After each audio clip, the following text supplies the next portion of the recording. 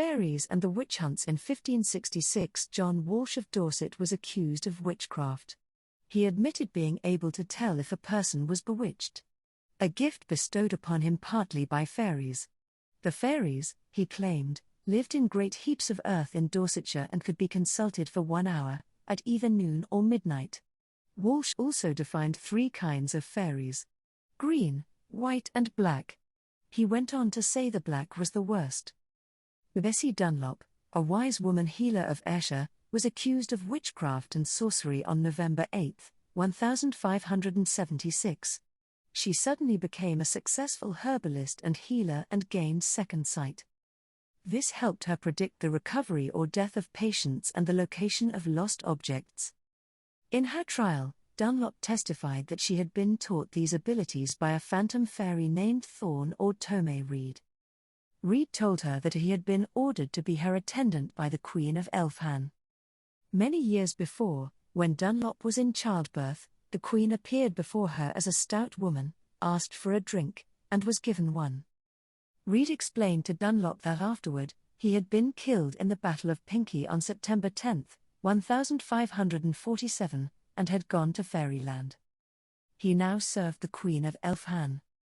The ghostly Reid appeared many times before Dunlop, beseeching her to go away with him to Fairyland or to deny the Christian faith, in exchange for which he would grant her every wish. She denied him repeatedly. One day, Reid appeared with a company of 8 women and 4 men. Reid explained that they were good wights, fairies, who lived in Elfland. They asked Dunlop to accompany them. When Dunlop remained silent, they left with a hideous ugly howling sound, like that of a hurricane. Reid continued to visit Dunlop, offering his assistance in healing sick animals and people. Eventually, he gave her herbal ointments and taught her how to use them and predict their effectiveness. Dunlop would see Reid in town from time to time, though he remained invisible to others. He always appeared if she summoned him thrice. On every occasion, he begged her to come with him to Fairyland. Sometimes he would be tugging at her apron. However, she always refused. This sometimes put him in an ill humor. These supernatural visits went on for 4 years before Dunlop was brought down on charges of witchcraft. The fact that Dunlop had always used her new skills for good did not help her case. Neither did her testimony that her benefactor was a fairy and not the devil. Dunlop was convicted and burned at the stake.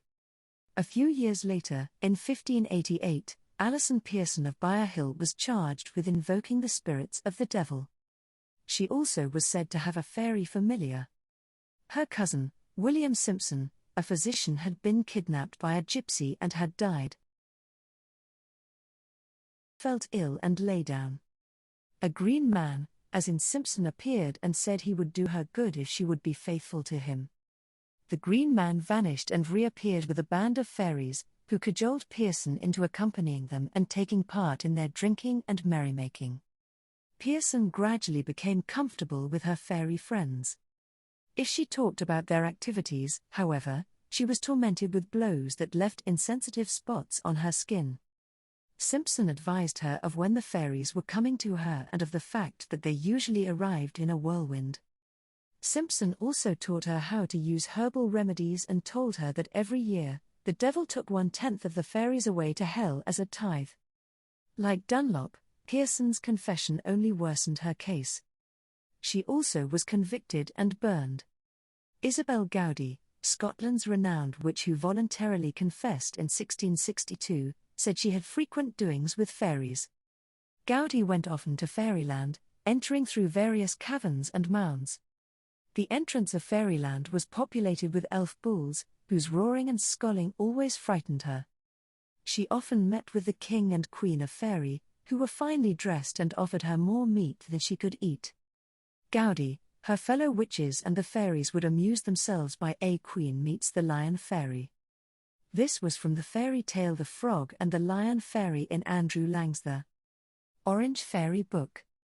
Gowdy said the fairies manufactured their poisonous elf arrowheads in their caverns. She went on to say that she had seen the devil working alongside them, putting the finishing touches on the flints. Fairies taught her how to fly, by mounting corn straws and beanstalks and crying, "Horse and hattock," in the devil's name. As late as 1894, beliefs in fairies and witches in Ireland caused the murder of Bridget Cleary of Clonmel. Bridget Cleary of Clonmel was accused by her own husband and family of being a changeling wife.